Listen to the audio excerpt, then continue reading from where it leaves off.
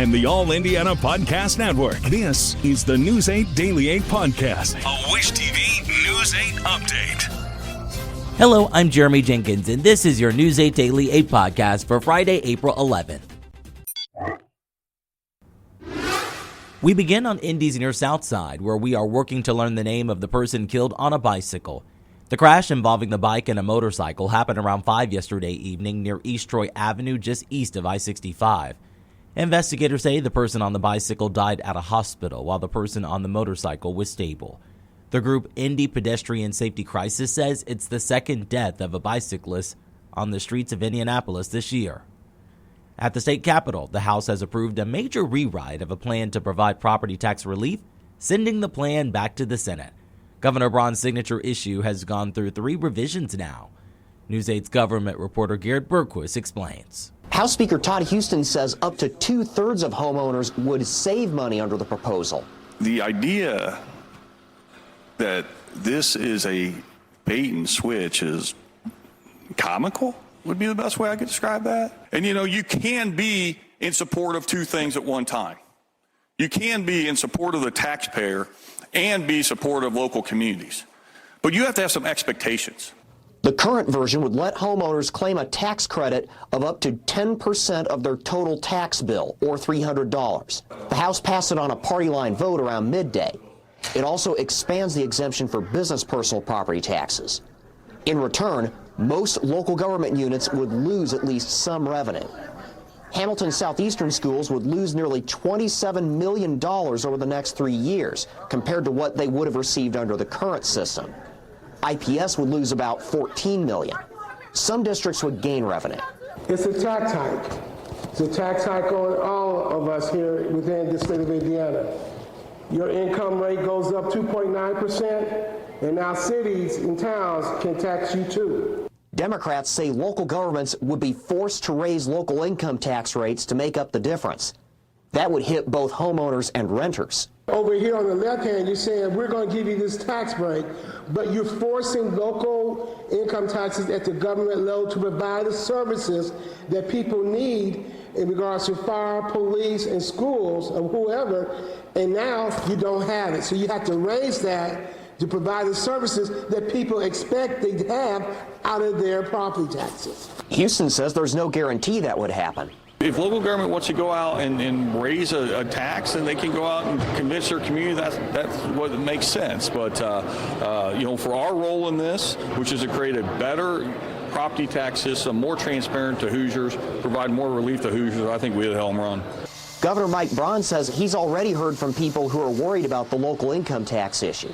He says, I have our team going through line by line to verify all the language in the bill matches the deal.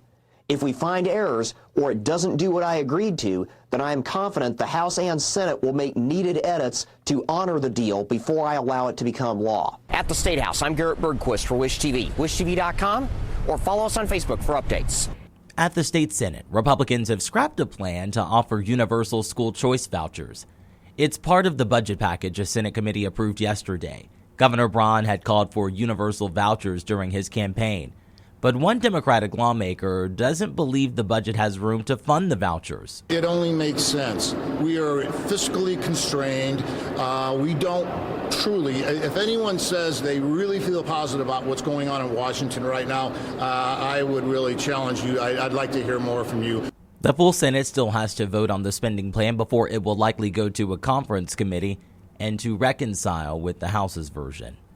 A woman who pleaded guilty to 2 fatal crashes that happened almost 3 years ago will be out of prison this summer. Kelly Anderson pleaded guilty last month to reckless homicide charges for the crashes that killed Dr. Brian Dillman and Kiana Burns in 2022. A judge gave Anderson 3 years in prison, but since she has been jailed since her arrest, she only has to serve another 84 days, followed by 3 years of probation. Dr. Dillman's daughter was among those testifying at Anderson's sentencing hearing. Just take a listen. No sentence today is going to bring my dad back. It won't give me another Christmas with him, and it won't erase the fact that someday I'll have lived more years without him than with him, or that I'll grow older than he ever got to be. The judge also says Anderson's driver's license will be suspended for 10 years. Let's talk sports. The Pacers will have home court advantage for the first round of the playoffs following last night's 114-112 win over the Cleveland Cavaliers. The win clinched the 4th seed in the Eastern Conference for the Pacers. They will take on the Orlando Magic tonight in their final home game of the regular season. When it comes to the weather, Storm Track 8 says we are off to a cloudy start, but we are in for a sunny afternoon. Meteorologist Tara Hastings has your News 8 Daily 8 forecast. We're going to start off with mostly cloudy skies. We've got a lot of cloud cover out there right now, and then we'll look for some sunshine this afternoon, but it is going to be a bit breezy and cooler too. Okay. So about 10 degrees or so colder than what we saw yesterday. Let me show you what we have right now at the Indianapolis Zoo. We are dry, but we are chilly and also cloudy as well. We've got temperatures coming in into the lower 40s right now. Northeast wind at 14 miles per hour with a feels like temperature of 33. And we do have temperatures a little bit farther northward, even colder. We're at 35 in South Bend, 36 in Richmond, and farther southward we've got temps into the 50s. And we do have a few spotty showers that we are tracking. Some light drizzle and some light showers across parts of Lawrence County in the Bedford area. And then farther southward around Seymour into Vienna and also around Jasper, we're seeing some light showers as well. This is all due to a departing area of low pressure that's just to the south of us. We've got high pressure just to the north of us, and eventually we'll begin to clear out those clouds. But we're going to start off with mainly cloudy conditions early this morning. Later in the afternoon, we'll begin to clear some of those clouds out, and I do think we're going to see some sunshine later today. As for temperatures, we'll climb to about 47 degrees at lunchtime, and we will see highs later on this afternoon, about 53. That's about 10 degrees or so below normal and below what we had yesterday as well. We do have some warmer temperatures and dry conditions heading this way for the weekend. We'll share that full forecast coming up in a few minutes. To get a peek at Tara's full forecast, just head over to wishtv.com, or you can download the Wish TV Storm Track 8 app. And don't forget to check out our Storm Track 8 weather blogs. This has been your News 8 Daily 8 podcast for Friday, April 11th. I'm Jeremy Jenkins for Wish TV, wishtv.com, or follow us on Facebook for updates. This is the News 8 Daily 8 podcast, a Wish TV News 8 update on demand. For even more, on demand and on the go, connect with Wish TV on Facebook at wishtv.com and on the free Wish TV mobile app. Thank you for listening, and be sure to like, subscribe, and follow this podcast for updates every weekday morning on the All Indiana Podcast Network and wherever you get your podcast.